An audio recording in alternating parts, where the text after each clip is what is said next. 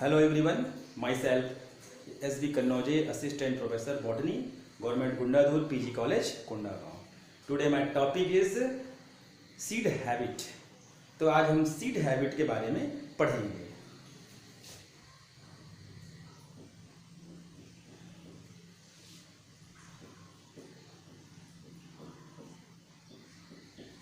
Seed habit, तो seed habit मतलब seed बनने की आदत। तो या सीड बनने की जो प्रोसेस को हम सीड हैबिट के नाम से जानते हैं। अगर हम बात करते हैं लोअर प्लांट की, बैक्टीरिया, एल्गी, ब्रायोफाइटस, स्टेरोफाइटस, इनमें सीड की ओरिजिन नहीं हुई थी। उसके पश्चात हायर प्लांट्स जैसे जिम्नोस्पर्म्स और एंजियोस्पर्म, इसको हम सीड प्लांट के नाम से जानते हैं क्योंकि इसमें सीड की उत्पत्ति हुई है पहली बार। अब हम अगर इवोल्यूशन की दृष्टि से बात करते हैं तो आर्कियोजोइक ईरा में बैक्टीरिया की उत्पत्ति हुई, तत्पश्चात प्रोटेरोजोइक ईरा में साइनोबैक्टीरिया की उत्पत्ति हुई, पैलियोजोइक ईरा के जो कैम्बियम पीरियड है वहाँ पर एल्गी की उत्पत्ति हुई, पैलियोजोइक ईरा के जो आर्डोविशियन पीरियड है वहाँ पर ब्रायोफिटिक प्लांट्स की उत्पत्ति हुई। उसके पश्चात पैलियोजोइक ईरा के सेल्यूरियन एज है वहाँ पर टेरिडोफिटिक प्लांट की उत्पत्ति प्रारंभ हुई। इन सभी प्लांट में सीड की उत्पत्ति नहीं हुई थी, किसी प्रकार के बीजी संरचना यहाँ पर नहीं पाया जाता था। परंतु उसके पश्चात जब डिवोनियन पीरियड प्रारंभ हुआ तब वहाँ पर कुछ हेट्रोस्पोरी टेरिडोफिटिक प्लांट, जिस सिलेजिना टाइप की प्लांट की उत्पत्ति हुई। तो यह हेट्रोस्पोरी की उत्पत्ति के साथ ही बीज बनने के लिए मार्ग प्रशस्त हुआ और यही हेट्रोस्पोरी जो है वह बीज की बनाने के लिए रिस्पॉन्सिबल हुआ। जैसे कि हेट्रोस्पोरी में हम जानते हैं कि दो प्रकार के स्पोर्स एक प्लांट में लगते हैं, होमोस्पोर्स, माइक्रोस्पोर्स एंड मेगास्पोर्स। और ये जो मेगास्पोर होते हैं वह मेगास्पोरेंजियम के अंदर कवर्ड रहते हैं और उस मेगास्पोरेंजियम के अंदर ही वह जर्मिनेट करके फीमेल गैमेटोफाइट का निर्माण करते हैं और उस मेगास्पोरेंजियम के अंदर ही फर्टिलाइजेशन की क्रिया संपन्न होती है और जाइगोट का फॉर्मेशन होता है। तो यह प्रोसेस जो होता है एक तरह से बीज बनने की प्रक्रिया के समान ही होती है, इस कारण हम इसे सीड हैबिट कहते हैं। और इस तरह से हेट्रोस्पोरी से ही सीड हैबिट का विकास हुआ और आगे चल करके जिम्नोस्पर्म और एंजियोस्पर्म प्लांट में सीड की उत्पत्ति हुई और हम इसे सीड प्लांट के नाम से जानते हैं। तो हम देखते हैं इसका एक definition.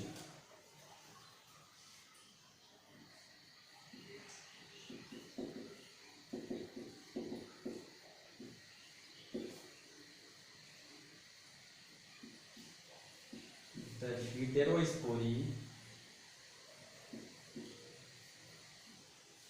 the adoption of heterospory and the retention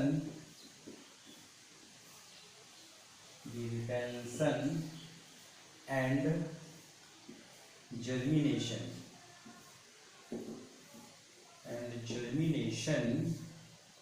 of the single megaspore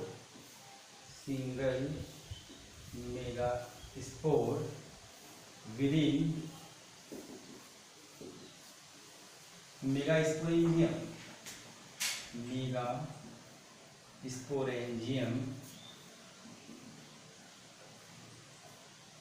to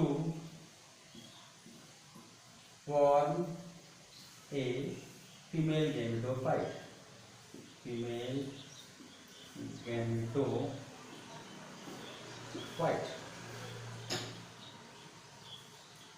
lead to the phenomenon seed habit. Generally, seed habit is character of the spermatocytes. Generally, seed habit is characteristic feature of spermatozoite and it is that ovule which contains development of embryo as a result of fertilization.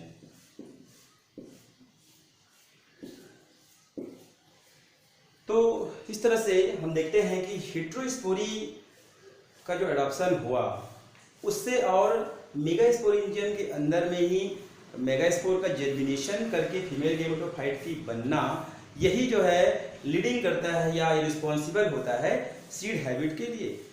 Generally देखा जाता है कि जो seed habit जो है स्पर्मेटोफिटिक plant में पाया जाता है, खास करके जिम्नोस्पर्म और एंजियोस्पर्म में पाया जाता है। मुख्यतः यह सीड ओव्यूल होता है और ओव्यूल से ही सीड का निर्माण होता है और जो मेगास्पोरेंजियम है उसके अंदर ही एम्ब्रायो का फॉर्मेशन होता है फर्टिलाइजेशन के उपरांत। तो इस तरह से हेटेरोस्पोरी सीड हैबिट के निर्माण के लिए रिस्पॉन्सिबल होता है, इसलिए हेटेरोस्पोरी एक बहुत ही इंपॉर्टेंट फिनोमिना होता है। अब हम देखते हैं structure of ovule and development of seed. Structure of ovule and development of seed। तो हम ओव्यूल की स्ट्रक्चर देखते हैं क्योंकि ओव्यूल ही बीज का निर्माण करता है। तो एक सामान्य से ओव्यूल्स आर्थोट्रोपस टाइप का ओव्यूल्स की हम चर्चा करेंगे।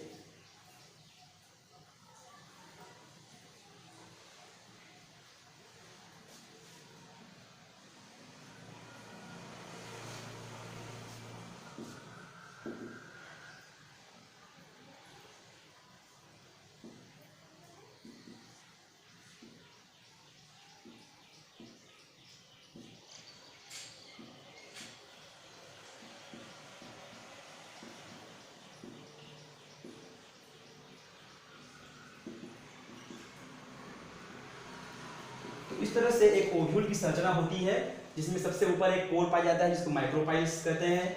तत्पश्चात यह एक माइक्रोस्पोरेंजियम से घिरा हुआ होता है जिसको अपन न्यूसेलस कहते हैं और सेंटर में एक लार्ज शेप का स्पोर पाया जाता है जिसे अपन मेगास्पोर कहते हैं और यही मेगास्पोर जर्मिनेशन करके फीमेल गेमेटोफाइट का निर्माण करता है। और यह पूरा ओव्यूल की जो स्ट्रक्चर में आउटर एक स्टेराइल लेयर पाया जाता है जिसे हम इंटेग्यूमेंट कहते हैं। अब अगर हम बात करते हैं सीड की स्ट्रक्चर की,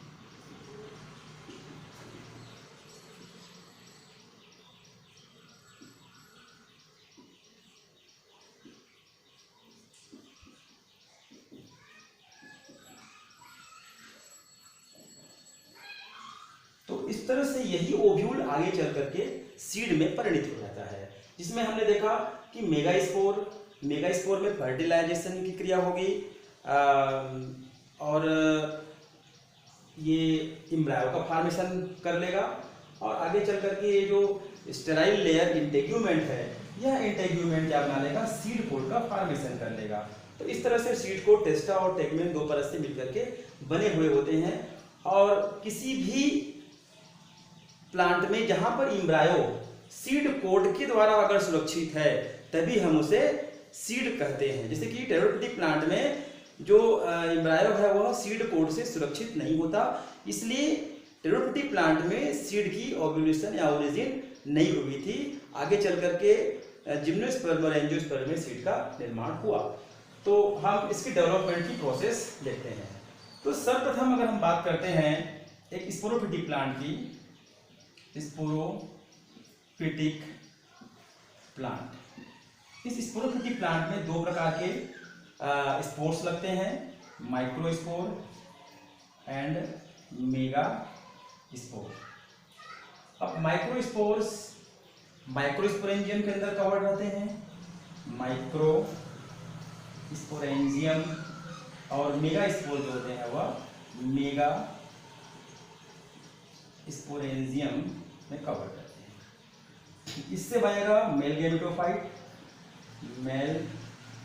गैमेटोफाइट, और इससे बनता है फीमेल गैमेटोफाइट।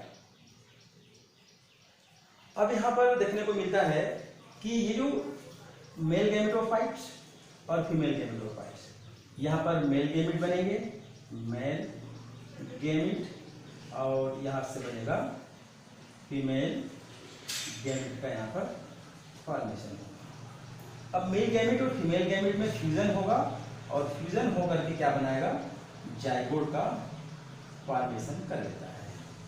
ठीक है। अब यह जो जाइगोट बनने की क्रिया और फर्टिलाइजेशन की क्रिया ये किसके अंदर संपन्न होती है, इस मेगा स्पोरेंजियम के अंदर ही संपन्न होती है। और आगे चल करके इससे फिर एम्ब्रायो का फॉर्मेशन होगा, और यह फिर एम्ब्रायो क्या करेगा, जर्मिनेशन करेगा, जर्मिनेशन ऑफ एम्ब्रायो, और फिर उसके बाद एक नया स्पोरोफिटिक प्लांट का निर्माण कर देगा।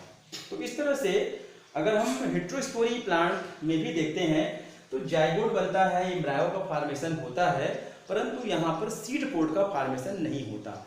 इसलिए टेरोफिटिक प्लांट में सीड का निर्माण नहीं होता, परंतु ये जो प्रोसेस होती है, जो मेगास्पोरेंजियम के अंदर सारी घटनाएं घटित होती है, फीमेल गैमेटोफाइट का निर्माण होना, फर्टिलाइजेशन होना, उसी के अंदर एम्ब्रायो सुरक्षित रहना, ये पूरी प्रक्रिया जो है सीड बनने की समान ही होता है, यही सीड हैबिट कहलाता है। Clear.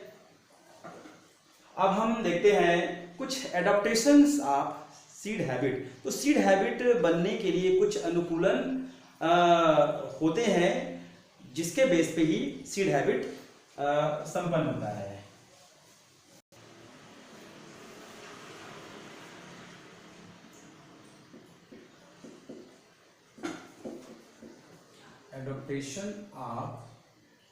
Adaptation for origin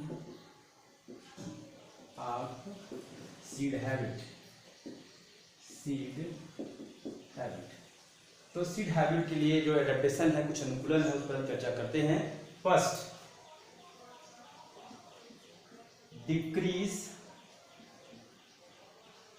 decrease size of male gametophyte.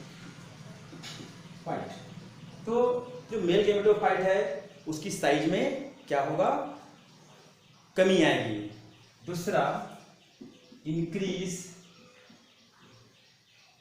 Size of female gametophyte. Female gametophyte या मेगास्पोरेंजियम, इसके साइज में वृद्धि होगी। तीसरा पॉइंट है, the megaspores develop in megasporangium. Megaspore develop in megasporangium. And fourth हो जाएगा, formation of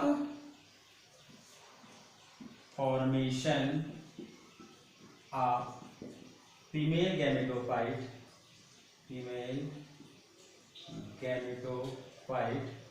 bye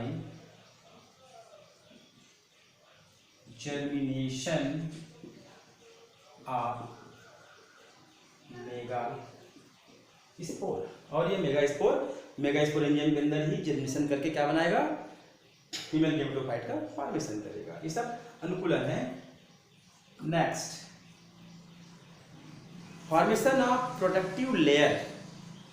formation of formation of sterile protective layer called integument.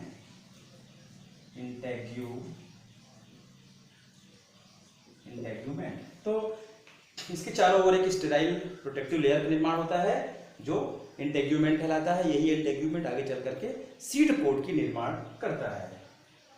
Next 6, development of embryo. Development of embryo and fertilization is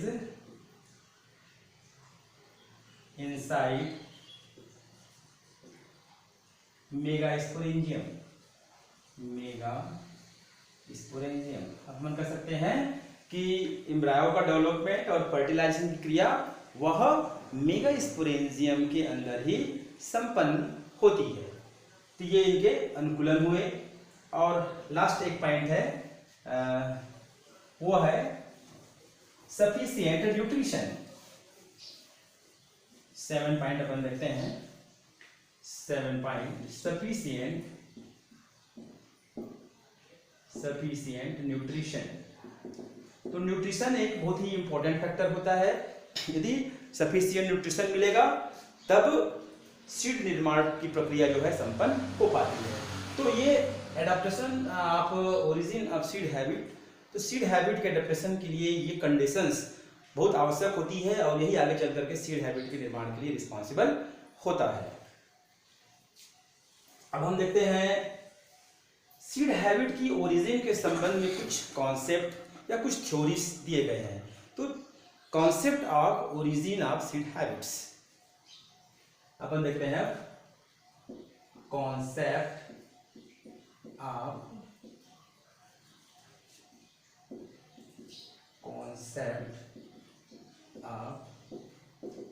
origin of seed habit. तो pteridospermic seed एक है, वो है लेजिनोस्टोमा लोमैक्सी।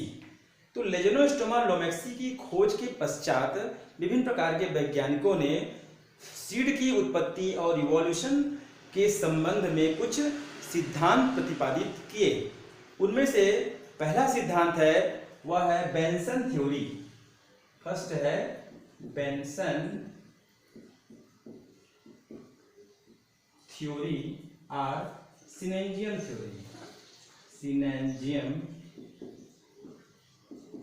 Theory. तो Benson नामक वैज्ञानिक ने यह थ्योरी दिया। इनके अनुसार पे क्या होता है कि जो लेजिनोस्टोमा लोमैक्सी ये एक तरह से प्रिमिटिव जिम्नोस्पर्मिक प्लांट है जिसको अपन टेरेडोस्पर्मिक प्लांट्स के नाम से जानते हैं।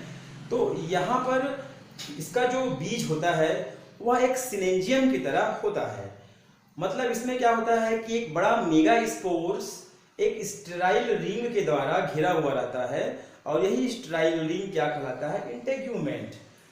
तो इस तरह से बड़ा मेगास्पोर्स एक स्टेराइल रिंग के द्वारा, 1 से 2 लेयर रिंग के द्वारा घिरा हुआ रहता है और यही इंटेग्यूमेंट कहलाता है। तो हम इसकी स्ट्रक्चर देखते हैं।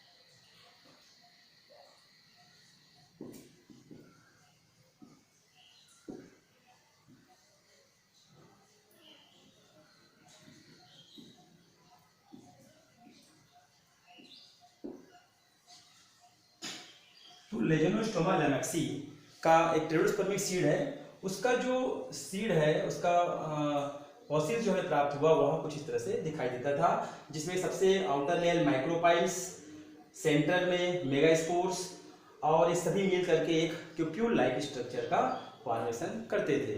तो यह सबसे प्रिमिटिव सीड के रूप में मिलता था, जिसकी स्ट्रक्चर एक सिरेंजियम की तरह होती थी। इसकी खोज बेंसन नामक वैज्ञानिक ने किया, इसको बोलते हैं बेंसन थ्योरी। दूसरा इसका थ्योरी दिया वह है न्यूशेलर मॉडिफिकेशन थ्योरी। सेकेंड थ्योरी है न्यूशेलर मॉडिफिकेशन थ्योरी।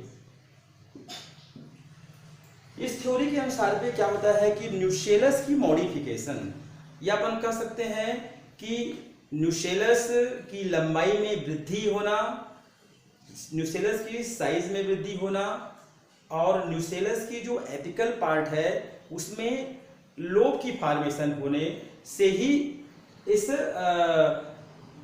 बीज का निर्माण हुआ है, जिसे हम न्यूशेलस थ्योरी के नाम से जानते हैं। और इसको प्रतिपादित किया एंड्रयूस नामक वैज्ञानिक ने। एंड्रयूस नामक वैज्ञानिक ने इसको प्रतिपादित किया। तो इसके लिए दो कंडीशन अपन देखते हैं क्या क्या होता है। तो पहला इसमें हो जाएगा vascularisation of न्यूशेलस, vascularisation of nucellus. तो न्यूशेलस में एक वेस्कुलर सप्लाई होती है, उसका वेस्कुलराइजेशन होता है और यही इंटेग्यूमेंट की फॉर्मेशन करता है। सेकेंड हो जाएगा pore formation, pore formation of peak of nucellus, nucellus or megasporangium, megasporangium. दो हो गया पोर फॉर्मेशन। तीसरा हो जाएगा lobe formation of apical part of न्यूशेलस।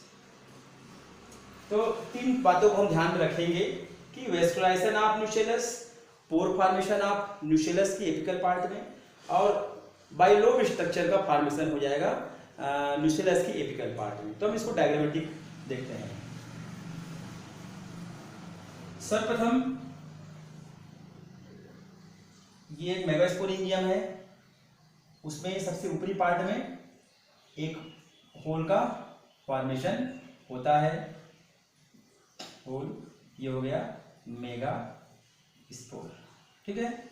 अब ये धीरे से क्या होगा, होल जो है बाइलोब्ड होगा और नंबर्स ऑफ मेगास्पोर में कमी आएगी। तो ये नंबर्स ऑफ मेगास्पोर्स क्या हो जाएंगे, बाइलोब का फॉर्मेशन, और नंबर्स ऑफ मेगास्पोर क्या हो जाएंगे, 1 हो जाएंगे। अब इसमें मेगास्पोर्स की संख्या में कमी आ गई। अब यहाँ पर वेस्कुलर सप्लाई प्रारंभ हो जाता है। आगे चल करके इस तरह से ये लोब का फॉर्मेशन हुआ, एक फंक्शनल मेगास्पोर पाया जाएगा, और ये जो वेस्कुलर सप्लाई है ये क्या हो जाएंगे, बाइफर्केट हो जाएंगे, और आगे चल करके यह इंटेग्यूमेंट का फॉर्मेशन कर लेगा। एक लेयर इस तरह से स्ट्रक्चर का फॉर्मेशन होगा और एक लेयर का फॉर्मेशन किया, और सेकंड इंटेग्यूमेंट का सेकंड वेस्कुलराइजेशन यहाँ पर हो जाता है। आगे चल करके यह लोब जो है माइक्रोपाइल का फॉर्मेशन कर लेगा, और यह जो वेस्कुलराइजेशन सप्लाई जो है यह एक और इंटेग्यूमेंट लेयर का फॉर्मेशन कर लेगा।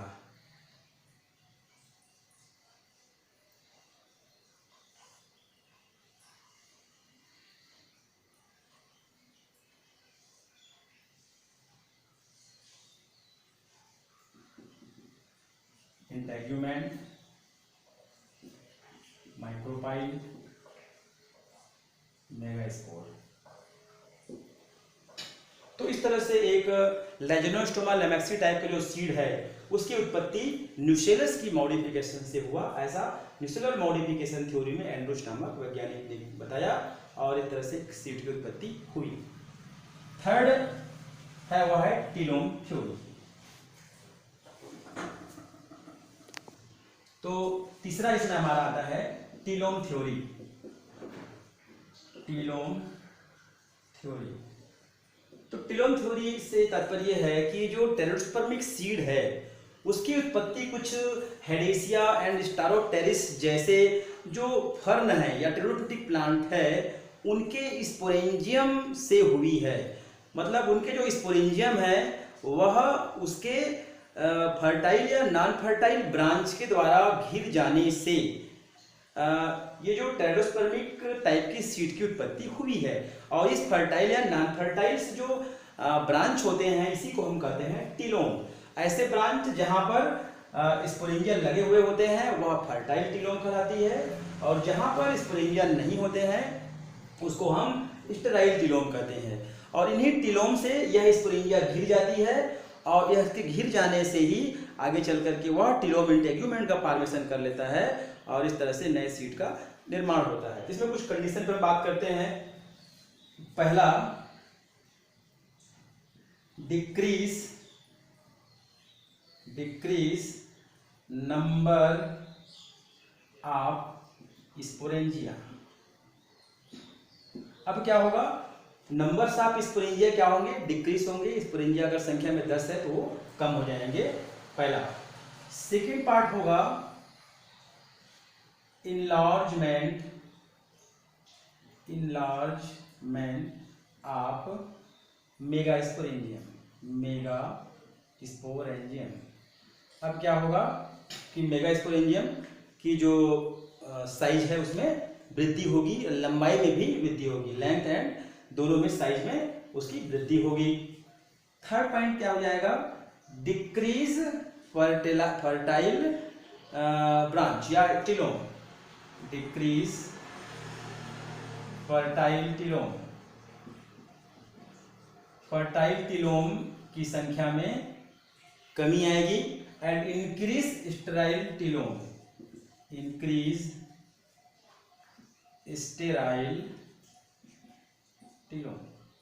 अब क्या होगा कि स्टेराइल टीलोम की संख्या में वृद्धि होगी। अब हम देखते हैं कि यह स्पोरेंजिया लगे हुए हैं, इनकी संख्या में अब कमी आती जाएगी। फिर इनलार्जमेंट होगा।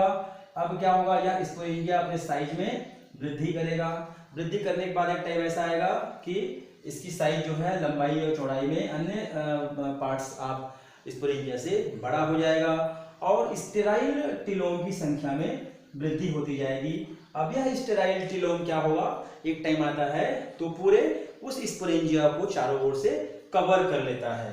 अब ये जो कवर किया हुआ स्टेराइल टीलोम है, इस तरह से हम देखते हैं कि सीड लाइक स्ट्रक्चर का फॉर्मेशन कर लेता है। अब इस तरह से यह टीलोम है वह स्पोरेंजिया को कवर कर लेता है और इंटेग्यूमेंट का निर्माण कर लेता है, और इस तरह से एक टेरोस्पर्मिक प्रारंभिक जिम्नोस्पर्मिक सीड का फॉर्मेशन हो जाता है। चौथा एक और थ्योरी है, वह है केम्प का थ्योरी या हबर्ट का थ्योरी। तो इन्होंने क्या बताया कि जो बीज का जो निर्माण हुआ है, सीड हैबिट का जो निर्माण हुआ है, वह डाइकोटोमोसली ब्रांच से हुआ है। डाइकोटोमोसली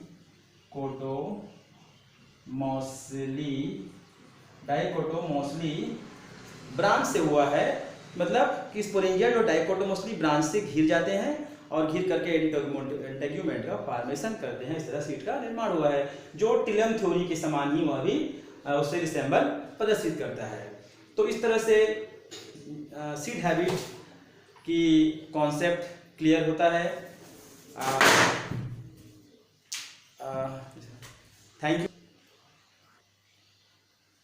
इस तरह से हमारा ये सीड हैबिट का जो चैप्टर है वो समाप्त होता है।